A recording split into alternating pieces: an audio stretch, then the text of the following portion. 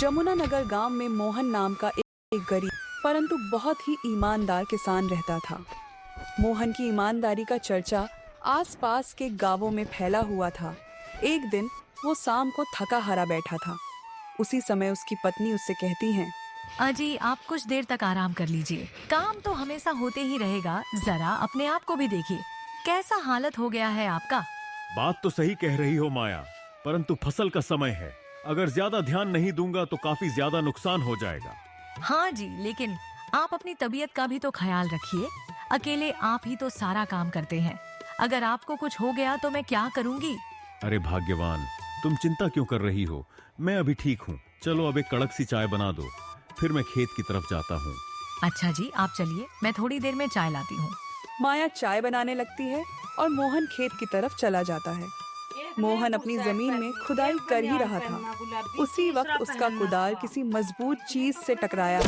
अरे ये क्या टकराया, लगता है कुछ भारी चीज है। चलो मिट्टी को हटाकर देखता हूँ। मोहन मिट्टी को हटाने लगता है। कुछ देर में एक पुराना बक्सा निकलता है।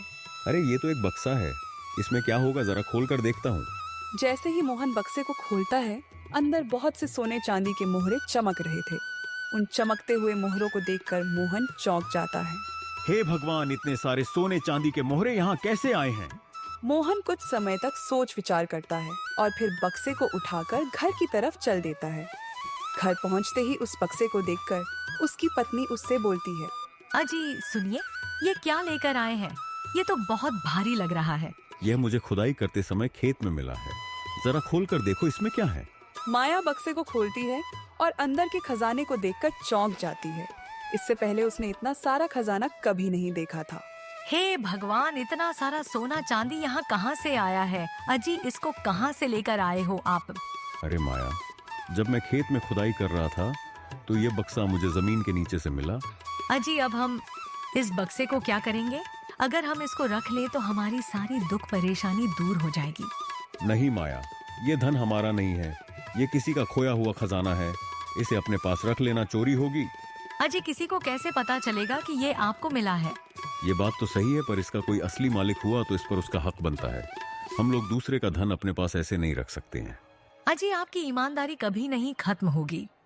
अच्छा, जैसा आप चाहते हैं वैसा कीजिए। हाँ माया, ईमानदारी से बढ़कर कोई धन नहीं होता है। हाँ, लेकिन खजाने का असली मालिक अगर नहीं मिलेगा तब हम सोचेंगे कि हमें इसका क्या करना चाहिए। अच्छा जी, जो आपको सही लगे आप वही करिए। मैं तो बस ये चाहती हूँ कि हमारे घर में हमेशा सुख शांति बनी रहे। हाँ माया, मैं भी तो यही चाहता हूँ, बस तुम भगवान पर भरोसा रखो, सब सही हो जाएगा। अजी लेकिन इसको कौन खोजने के लिए आएगा? ना जाने यह कितने वर्षों से जमीन के नीचे दबा हुआ है, पता नहीं यह किसका होगा। चाहे यह कितने भी साल पुराना क्यों ना हो, लेकिन जो चीज हमारा नहीं है उसे अपने पास रखना गलत है। मैं कल सुबह ही जाकर इसको सरपंच जी को दे दूंगा और वह राजा जी को दे देंगे।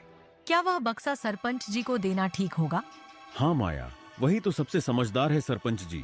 असली मालिक को खोजकर खजाने को उस तक पहुंचा देंगे, हम इसको अपने पास नहीं रख सकते। अजी आप हमेशा से ही ऐसे ही हो, सीधे साधे और ईमानदार।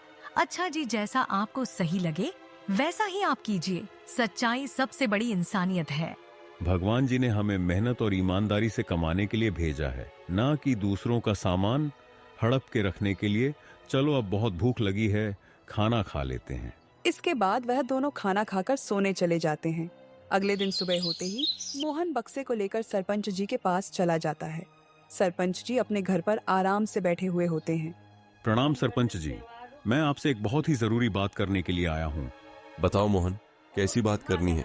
और तुम इतनी सुबह सुबह यहाँ कैसे आए? सब ठीक तो है ना?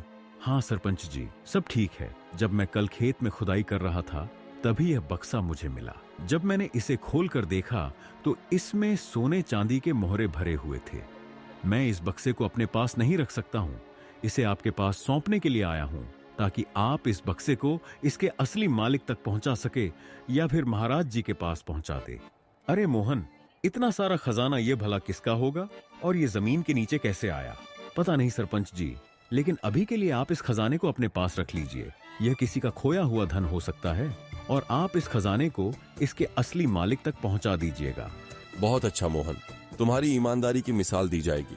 आज के समय में कौन इतना ईमानदार होता है? सरपंच जी, ईमानदारी से बड़ा कोई खजाना नहीं है। जो काम सही होता है मैं उसे ही करता हूँ। अच्छा ठीक है मोहन, मैं इस बक्से को संभाल कर रख देता हूँ। फिर मैं पूरे गांव में खबर फैलवाता हूँ। जब इसका असली मालिक मिल जाएगा तो मैं उसे सौंप दूंगा। धन्यवाद सरपंच जी, अब मैं चलता हूँ। मोहन वहां से चला जाता है, लेकिन इतना सारा खजाना देखकर सरपंच के अंदर लालच आ जाता है। इतना सारा सोना चांदी, अगर इस खजाने को राजा जी को सौंप दूं तो सिर्फ मेरा नाम होगा। अगर मैं यह सारे खजाने अपने पास रख लूं तो मेरी सारी परेशानियां ही दूर हो जाएंगी। इस खजाने को राजा जी को सौंपने की क्या जरूरत है? और भला किसको को क्या पता चलेगा कि मोहन को खजाना मिला था और वह खजाना सरपंच जी को दे दिया है। इसको मैं ही रख लेता हूँ। सरपंच ने उस बक्से को अपने घर में छुपा दिया और किसी को कुछ भी नहीं बताया। शाम को सरपंच की पत्नी बक्से के बारे में पूछती है।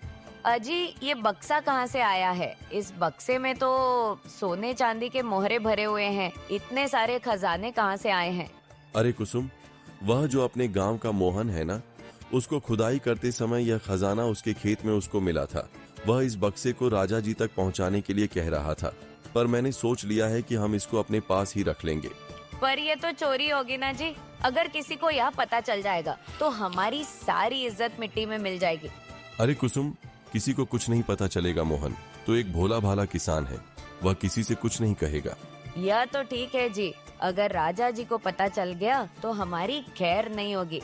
यह बात राजा जी तक पहुंचेगी ही नहीं कुसुम, तुम परेशान मत होखो। ये धन अब हमारा है, इसके बारे में किसी को कुछ भी नहीं पता चलेगा।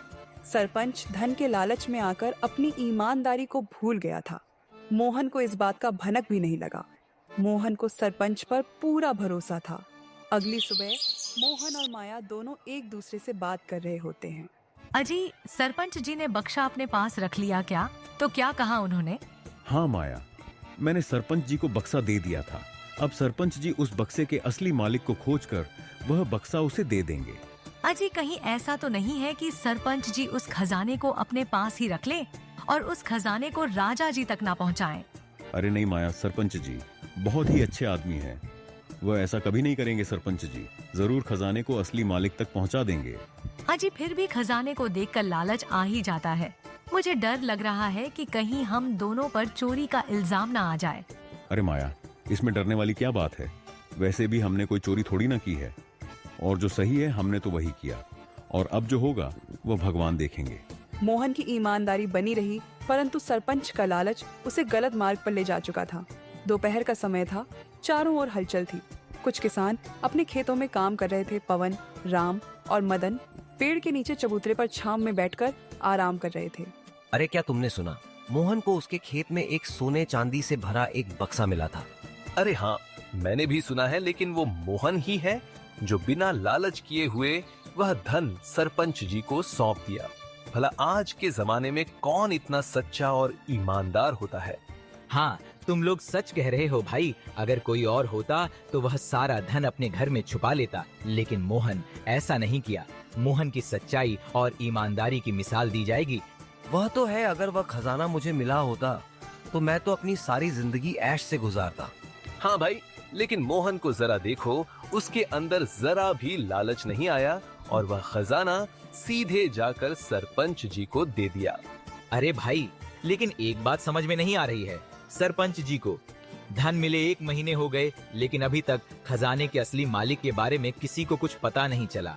ये बात तो सही है भाई, ना ही कोई खजाने का असली मालिक सामने आया और ना ही कोई खबर मिली। मुझे तो लगता है कि वह धन राजा जी को सौंप देना चाहिए था। अरे भाई, लेकिन मोहन को क्या पता था कि सरपंच जी उस धन का क्या करेंगे? मोहन ने तो अपने तरफ से सही काम ही किया। अरे भाई, लेकिन अब जरा देखो, जब से वह धन सरपंच जी को मिला है तब से उनका घर कितना चमकने लगा है। ये बात तो सच कह रहे हो भाई। पहले तो सरपंच जी के घर में एक टूटी फूटी चारपाई थी, लेकिन अब देखो उनके घर में एक नया बेड आ गया है और सरपंच जी ने एक बैलगाड़ी भी तो नई खरीद ली है। हाँ भाई, और तो और सरपंची की पत्नी भी अब नए गहने और नए कपड़े पहनती है। इतना सब कुछ अचानक कैसे हुआ? अरे भाई, कहीं ऐसा तो नहीं कि वह खजाना सरपंच ने राजा जी को दिया ही नहीं? अरे भाई, तुम कहना क्या चाहते हो? यही कि हो सकता है सरपंच जी ने वह बक्सा अपने पास ही रख लिया हो, वरना इतना सारा पैसा सरपंच जी के पास कहां से आया होगा? हाँ, तुम्हारे बात में तो दम है, वरना उनका हालत तो पहले से ही सबको पता था। अब तो पूरे गांव में सबसे बड़ा घर सरपंच जी का ही है। लेकिन जब यह बात मोहन को पता चलेगा तब क्या होगा? ये सोचो भाई, अगर राजा जी को इस बात की खबर लग गई तो सरपंच जी का खैर नहीं है। लेकिन मोहन तो एक भोला भाला किसान है, वह बेचारा क्या जानेगा कि उसके बक्से का क्या हुआ।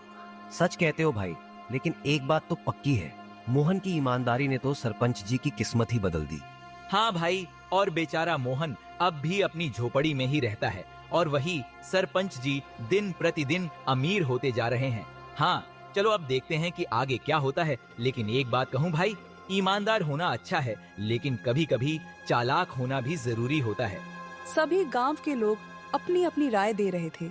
एक दिन राजा अपने महल के दरबार में बैठे हुए थे और उनके सामने महामंत्री खड़े थे। राजा के दिल में अपने राज्य के प्रजा की हालचाल जानने की इच्छा हुई। राजा जी चाहते थे कि बिना किसी सैनिक और मंत्री के वह खुद अपने राज्य के हर गांव में जाकर अपनी प्रजा की स्थिति को देखें और जानें। अरे महामंत्री जी, मैं कई दिनों से सोच रहा हूँ कि एक बार हम अपने राज्य में घूम के आए। मैंने सुना है कि कुछ गांव की हालत अच्छी नहीं है। हाँ महाराज, आपकी बात बिल्कुल सही है। अगर आप स्वयं जाकर अपनी राज्य की प्रजा को देखें तो सच्चाई सामने आ जाएगी। हाँ महामंत्री जी, किंतु मैं अपने वास्तविक रूप में नहीं जाना चाहता हूँ। अगर मैं राजा बनकर गया तो हमारे राज्य के लोग सच बोलने से घबराएंगे। महामंत्री जी, हम दोनों एक साधारण नागरिक बनकर जाएंगे और गांव का हालचाल जानेंगे। अगले ही दिन राजा और महामंत्री ने एक साधारण किसान का वेश धारण किया और अपने राज्य के एक मशहूर गांव की ओर निकल पड़े। यह वही गांव जमुना नगर था, जहां कुछ दिन पहले एक गरीब किसान मोहन ने अपने खेत में खुदाई करते समय मोहरों से भरा एक बक्सा पाया था। महामंत्री जी, यह गांव तो बड़ा शांत और समृद्ध लग रहा है, पर मैंने सुना है कि यहाँ के कुछ लोग अभी भी गरीबी में जीवन व्यतीत कर रहे हैं। हाँ महाराज, यही जानने की तो जरूरत है कि इस गांव में कौन ईमानदार है और कौन नहीं। राजा साहब और महामंत्री दोनों ने गांव में घूमना शुरू कर दिया। राजा और महामंत्री दोनों गांव के उस चबूतरे की ओर बढ़े जहां पवन, राम और मदन बैठे हुए थे और पूरे दिनचर्या की बात कर रहे थे। अरे भाई, इस गांव में तो सब कुछ अच्छा है, पर एक बात समझ में नहीं आ रही है कि इस गांव के सरपंच जी इतने धनवान कैसे हो गए हैं। अरे भाई, हम तो एक साधारण किसान हैं, हमको क्या पता। लेकिन सच बात कहूँ तो जब से सरपंच जी को वह खजाना मिला है तब से उनके दिन ही पलट गए हैं। खजाना? कैसा खजाना भाई? अरे भाई, कुछ दिन पहले की बात है, मोहन को उसके खेत में मोहरों से भरा एक बक्सा मिला था। मोहन एक सच्चा और ईमानदार किसान है। उसने वह खजाना सीधे जाकर सरपंच जी को सौंप दिया। लेकिन वह खजाना मोहन ने खुद रख लिया होता तो किसी को क्या ही पता चलता। अरे भाई, सही कहा आपने, किंतु मोहन वैसा आदमी नहीं है। वह तो एक ईमानदार किसान है। उसे लगा कि वह खजाना किसी और का होगा, इसलिए मोहन ने वह खजाना सीधा जाकर सरपंच जी को दे दिया। तो फिर क्या हुआ भाई? होना क्या था, सरपंच जी ने कहा कि वह खजाना राजा जी को सौंप देंगे। लेकिन क्या भाई? अरे भाई, लेकिन लगता नहीं है कि सरपंच जी ने वह खजाना राजा जी को दिया ही नहीं होगा। अब आप ही लोग देखिए, पहले सरपंच जी के घर में तो खाने के लाले पड़े थे, और अब देखिए नया मकान, नई बैलगाड़ी और क्या क्या नहीं है सरपंच जी के घर में। अरे भाई, यानी सरपंच जी ने वह खजाना राजा जी को दिया ही नहीं। अरे भाई, हम लोग तो कुछ नहीं कह सकते हैं, लेकिन सरपंच जी का यह बदलाव किसी को भी सोच में डाल सकता है कि सरपंच जी के पास इतने सारे धन इतनी जल्दी कहां से आए। महामंत्री जी, मामला कुछ गड़बड़ लग रहा है, हमें अच्छे से जांच पड़ताल करनी होगी। हाँ महाराज, मोहन की सच्चाई और ईमानदारी की तो प्रशंसा करनी चाहिए, और अगर सरपंच जी ने वास्तविक में खजाने को छुपा लिया है तो वह दंड के भागीदार हैं और उनको दंड अवश्य मिलेगा। राजा को अब सारी बातें समझ में आने लगी थी। सरपंच का यूं अचानक से अमीर बन जाना स्पष्ट था। राजा ने अब सोच लिया था कि वे सरपंच को जल्द से जल्द दरबार में बुलाएंगे और इस राज को सबके सामने लाएंगे। अगली सुबह राजा अपने दरबार में राजगद्दी पर बैठे हुए थे और उनके सामने महामंत्री भी खड़े थे। राजा के मन में उस दिन की बातें घूम रही थीं। सरपंच के अचानक से अमीर होने का रहस्य अब राजा से छिपा नहीं था। राजा ने तय कर लिया था कि अब सरपंच को दरबार में बुलाकर सच्चाई सबके सामने लाई जाएगी। महामंत्री जी, कल गांव में भ्रमण करने के बाद से एक बात मेरे मन में बार बार आ रही है। कौन सी बात महाराज? सरपंच के पास इतना सारा धन कहां से आया? गांव के लोगों का कहना है कि एक मोहन नाम के किसान ने अपनी ईमानदारी से वह सारा खजाना सरपंच को सौंप दिया था, लेकिन वह धन अभी तक हमारे पास क्यों नहीं आया? महाराज, कुछ गड़बड़ तो है। हमें सरपंच से यह सब बात सीधे पूछनी चाहिए। ठीक कहते हो महामंत्री। सैनिकों, अभी के अभी जाओ और गांव के सरपंच को दरबार में बुलाकर लाओ। जो आज्ञा महाराज। सैनिकों ने तुरंत राजा के आदेश का पालन किया और वहां से रवाना हो गए। उधर सरपंच अपने घर पर आराम से बैठा था। जब सरपंच को राजा के दरबार में बुलाए जाने की सूचना मिली तो उसके चेहरे का रंग ही उड़ गया। सरपंच के मन में कई तरह के सवाल आने लगे। उसको डर था कि कहीं राजा को उसके काले कारनामों के बारे में पता तो नहीं चल गया, कहीं राजा को सारी बात पता तो नहीं चल गई। अगर राजा साहब ने मुझसे पूछताछ की तो मैं उनको क्या जवाब दूंगा, लेकिन अगर मैं इनकार कर दूं तो शायद बच सकता हूं। कुछ ही समय में सैनिक सरपंच को लेकर दरबार में हाजिर हुआ। महाराज, गांव के सरपंच को हाजिर कर दिया है। सरपंच, हम तुमसे एक महत्वपूर्ण बात पूछना चाहते हैं। सच सच बताना। अगर तुमने झूठ बोला तो तुमको दंड दिया जाएगा। महाराज, आपकी जो आज्ञा। आप जो भी बात पूछेंगे मैं सब सच सच बताऊंगा। क्या कुछ दिन पहले मोहन नाम के एक किसान ने अपने खेत में खुदाई करते समय कोई खजाना पाया था? जी महाराज, ये बात तो सच है। और मोहन ने वह खजाना तुम्हें सौंप दिया था, सही कहा ना मैंने? हाँ महाराज। तो फिर वह खजाना मेरे पास क्यों नहीं आया? सरपंच का दिल अब घबराने लगा। उसको समझ में नहीं आ रहा था कि वह महाराज को क्या जवाब दे। वो सोच रहा था कि अगर उसने झूठ बोला और राजा को सच्चाई पहले से पता हुई तो उसका बचना मुश्किल होगा। महाराज, मैं अपनी गलती स्वीकार करता हूँ, मुझे क्षमा कर दीजिए। सच सच बताओ सरपंच, तुमने उस खजाने का क्या किया? महाराज, मैं लालच में अंधा हो गया था। जब मोहन ने वह खजाना मुझे दिया तब मैंने सोचा कि इस खजाने को अगर मैं अपने पास रख लूं तो मेरे घर की स्थिति सही हो जाएगी। मैंने वह खजाना आपको देने के बजाय अपने पास रख लिया। सरपंच, यह तुमने बहुत बड़ा विश्वासघात किया है। जिस धन पर राज्य का अधिकार था उसे अपने स्वार्थ के लिए छुपाकर तुमने बड़ा अपराध किया है। मुझे क्षमा कर दीजिए महाराज, मुझसे बहुत बड़ी गलती हो गई। मैं आगे से ऐसी गलती कभी नहीं करूंगा। कृपया करके मुझे क्षमा कर दीजिए महाराज। तुम जैसे व्यक्ति को कठोर दंड मिलना चाहिए, लेकिन हम तुम्हारी पहली गलती मानकर तुम्हारी सजा को थोड़ा कम करते हैं। वह सारा खजाना राजकोष में जमा कराओ। जी महाराज, मैं आज ही वह सारा खजाना वापस कर दूंगा। और हाँ, मोहन की सच्चाई और ईमानदारी के लिए उसे सम्मानित किया जाएगा। इसलिए अब तुम्हें सरपंच के पद से हटाया जाता है। सरपंच ने राजा के सामने अपना सिर झुकाया और अपनी गलती स्वीकार कर ली। राजा ने वह सारा खजाना राजकोष में जमा करने की आज्ञा दी और मोहन की ईमानदारी पर उसे पुरस्कार देने का निर्णय लिया। इस तरह राजा ने मोहन को न्याय दिलाकर सच्चाई की जीत सुनिश्चित की। अगले दिन राजा अपने दरबार में बैठे थे। उनके हृदय में मोहन की सच्चाई और ईमानदारी की बात मचल रही थी। राजा ने सोचा कि मोहन जैसे सच्चे और ईमानदार व्यक्ति को सम्मानित किया जाना चाहिए। उस समय महामंत्री भी दरबार में उपस्थित थे। महामंत्री जी, सोचता हूँ कि मोहन को दरबार में बुलाया जाए। उसकी ईमानदारी ने मेरा दिल जीत लिया है। ऐसे व्यक्ति को सम्मानित करना हमारा कर्तव्य बनता है। महाराज, आपकी बात बिल्कुल उचित है। आजकल के समय में ऐसे सच्चे और ईमानदार व्यक्ति बहुत कम ही होते हैं। यदि हम मोहन को सम्मानित करेंगे तो यह पूरे राज्य के लिए एक उदाहरण होगा। हाँ महामंत्री जी, और मैं यह भी चाहता हूँ कि मोहन को इनाम में कुछ धन और जमीन भी दी जाए ताकि उसका जीवन सुख से व्यतीत हो। और हाँ, मोहन की ईमानदारी को देखते हुए मैं मोहन को अपने दरबार में सम्मानित पद देना चाहता हूँ। यह तो बहुत अच्छा निर्णय है महाराज। मैं अभी सैनिकों को आदेश देता हूँ कि मोहन को अभी दरबार में उपस्थित किया जाए। महामंत्री ने सैनिक को बुलाया और उन्हें आदेश दिया कि वह मोहन को तुरंत दरबार में लाए। कुछ समय बाद सैनिक मोहन को लेकर दरबार में उपस्थित हुए। मोहन थोड़ा सा घबराया हुआ था, लेकिन उसने राजा को प्रणाम किया और विनम्र पूर्वक खड़ा हो गया। आओ मोहन, मैं तुम्हारा ही इंतजार कर रहा था। तुम्हारी ईमानदारी के चर्चे पूरे राज्य में हो रहे हैं। महाराज, मैंने तो बस अपना कर्तव्य निभाया है। यह एक छोटा सा कार्य नहीं है मोहन।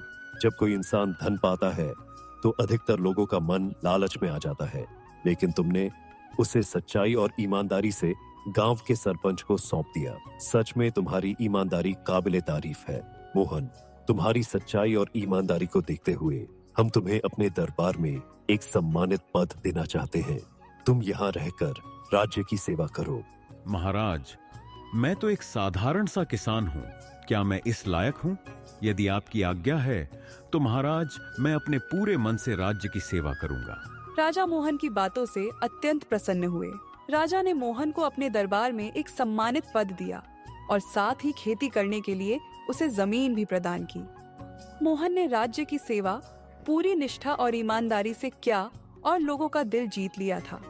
उसकी पत्नी माया भी इस बदलाव से बहुत ही खुश थी। अजी, आपकी ईमानदारी ने हमें कितना मान सम्मान दिलाया है। अब हम लोगों पर महाराज की कृपा बनी रहेगी। हाँ माया, सच्चाई और ईमानदारी ही सबसे बड़ी इंसानियत है। और सच्चाई की राह थोड़ी कठिन तो होती है, लेकिन अंत में वही विजय दिलाती है। इस प्रकार मोहन को अपनी ईमानदारी का अच्छा फल मिला और राजा के दरबार में मोहन का सम्मान बढ़ता गया।